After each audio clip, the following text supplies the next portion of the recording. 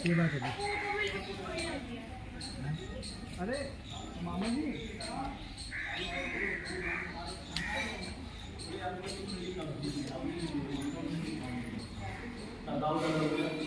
तो आपस में आकाश मारे उनकी झटपट होने लगी। यहाँ पर मुकुट गिर गया था, जैसे आपस में झगड़ा जोड़ी हुआ तो दाऊदा का मुकुट गिरा था। तो कुएं का दर्शन करोगे तो कुएं के बराबर में बरामदा है, तो उसमें मुकुट का दर्शन, वो दाऊ जी का ही मुकुट है। और जैसे उसने कहा ना छोड़ूंगा नहीं, तो दाऊदा का धरनी धरे इनकी का बराबरी कर, और जना भजन बढ़ाते गए बोल बोल के चलता है। लेकिन यहाँ से बंसी बढ़ने जाना आधा किलोमीटर दूरी वहीं तक पहुँच पाया था।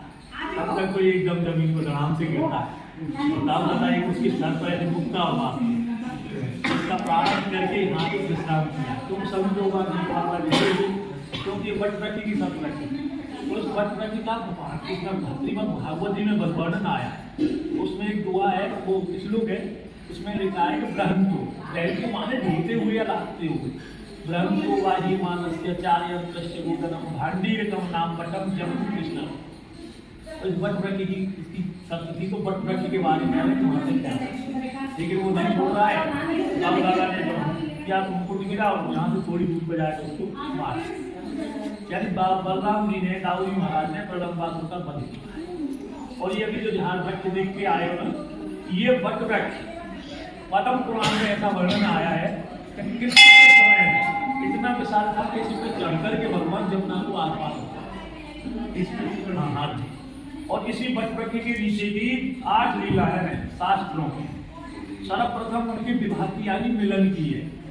और राधा कृष्ण को विवाह ऐसे नहीं जैसे कोई लौकिक रीति से होता है कि जैसे कोई वंश वृद्धि चली, क्योंकि राधा और कृष्ण कोई दो तत्व नहीं, उस लीला के लिए अपना तोतन धारण करते हैं। इनको गोलोक धाम में राधा रानी ने शराब दिया था, मतलब राधा रानी ने सीतामा को सीतामा ने राधा रानी, तो राधा रानी ने सीतामा को दिया था राक्षस होने का, और राक्षस होने का क्योंकि राक्षस हो जाएगा सीतामा। और सीतामा ने राधा रानी को दिया था कि तुम अभी 5 मिनट तक कन्हैया का वियोग नहीं सहती हो तो तुम्हारा 100 साल के लिए वियोग होगा। अब ये बात कन्हैया ने जाके राधा रानी को बताई कि देखो मुझे ब्रह्मा विष्णु महेश रुक्मिणी संपत्याम मंत्री सत्यभामा जाम सबसे अधिक प्रिय मुझे अपना भक्त है, मेरे भक्त ने तुमको 100 साल का वियोग दिया है, तो तुम मुझे 100 साल अलग भोगी लौकिक दृष्टि से। तो इतना सुनती राधा रानी एकदम पछाड़ खा के गिर पड़ती है। तो फिर भगवान ने होश में लाई उनको समझाया कि श्री राधे हम तुम तो इस तरह जैसे दूध में डबलता अग्नि में धायका शक्ति, जैसे बगैर मिट्टी के कुम्हार बर्तन नहीं बना पाएगा, अपने तन से प्राण निकल जाए तो शरीर किस काम का है। श्री राधे इस तरह में तुम्हारे बगैर बेकार हूँ, मैं कुछ नहीं करता, क्योंकि हमारा और लीला का समय आ गया है। क्योंकि द्वापर का अंत था, कलयुग की स्टार्टिंग थी, उस पीरियड में भगवान ने अवतार लिया है। बोले हमारा लीला का समय आ गया है, आप भूतल पर जाओ, मैं आ रहा हूँ आपसे मिलूंगा। तो यहाँ वो मिलन दिखाया है केवल आपस में। और जब 100 साल की अवधि पूरी हो गई है तब सामाजिक दृष्टि से प्रभास युद्ध में जाके सारे ब्रजवासियों को बुलाया था भगवान ने, तब वहाँ जाके सबके साथ रहे, तब वहाँ लगे तब भेंट हुई थी राधा रानी की सबके साथ। और वैसे पल भर के लिए कभी अलग नहीं राधा, क्योंकि जो आज तक श्री राधा रानी गौलोकवासी वो तो भगवान के वामान से प्रकट हुई, इस वजह से कहते हैं एक प्राण होती ऐसे परम। और फिर भी भगवान की आराधनी शक्ति है। और गोपाल सहस्त्रनाम में आवे कि आराधिता आराधिका नम एनम न संशय, यानी भगवान कृष्ण की राधा रानी इष्ट, भगवान स्वयं उनका चिंतन करते, उनकी आराधनी शक्ति। और तो यहाँ वो मिलन हुआ था मात्र, जिसको ब्रह्मा जी ने संपन्न कराया है, जिसने तो राधा रानी को श्री लक्ष्मी जी का अवतार। हाँ जी, देखो हमारे सावित्री, चार सावित्री, गायत्री, सीता, राधा, दुर्गा, लक्ष्मी, ये सब एक ही रूप, ये आज शक्ति है, ये अलग रूप सरस्वती, श्री राम कृष्ण जी ये ही पुत्र है। जो 7वां गर्भ खंडित बताया था, गर्भ खंडित हो गया तो उसमें ये संकट प्रमाण पड़ रही, तो इनका संकट यानी खींच के रोहिणी के गर्भ में स्थापित किया है, तब ये रोहिणी नंदन कहलाए। नहीं तो भाई एक ही, तभी तो बड़े हैं, तब बड़े, और दाऊ माने बड़ाई हुई।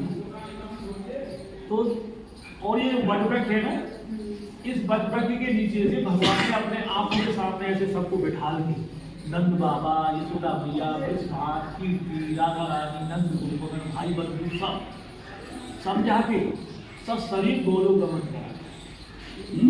गोलोगमन सब शरीर यहाँ से राधा रानी का नंद बाबा। इसी उसमें ब्रह्मवैवर्त पुराण में लिखा है लास्ट में कि गोलोगमन भांडी बट से ही राधा रानी का, और इनका गोलोगमन करा दिया है। उसके बाद ये चाहे क्या देखा भगवान ने, ये गोकुल समुदाय ब्रजमंडल एकदम मुरझा गया, उदास हो गया। तो फिर दिव्य दृष्टि डाली, अमृत वर्षा की, हरा भरा किया, गोप बालों से भरा, उनको वचन दिया कि तुम तब तक यहाँ निवास करो जब तक सूर्य चांद की सस्ता है, मैं तुम लोगों के साथ। यानी कहने का मतलब है भगवान ने ब्रज को कभी नहीं छोड़ा।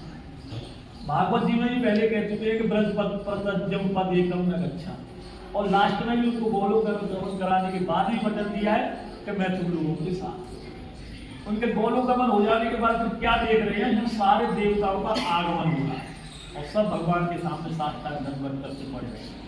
तो फिर भगवान ने उनको समझाया कि भाई तुम्हारी जिसकी जैसे चंद्रमा में, चंद्रमा से जिनकी चंद्रमा वाले चंद्रमा में समाये, सूर्य वाले सूर्य में, पवन वाले पवन में, अग्नि वाले अग्नि में, और सब में अब तुम बन जाओ अपनी में पाओ और अपना अपना कार्य करो। तब इनको कार्य सौंप करके तब भगवान प्रवास केंद्र गए द्वारका, और वहां जाके पीपल वृक्ष के नीचे लेट जाते, तो उनके पैर में कौस्तुभमणि की वो चमक रही। किसी व्यास ने समझा कि जान पर बैठा द्वारिका कहाँ? हम द्वारका गुजरात। वहां से गया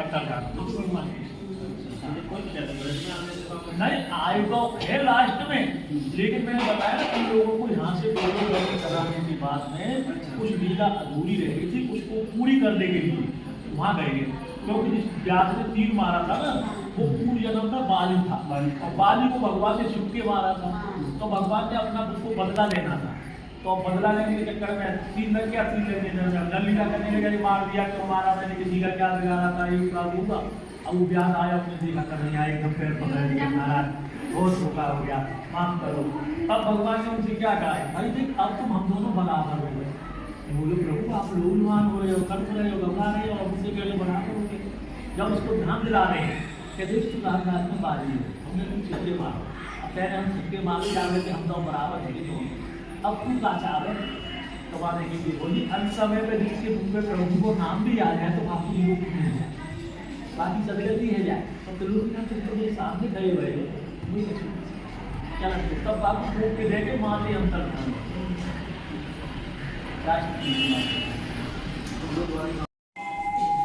देवदाता हो गया।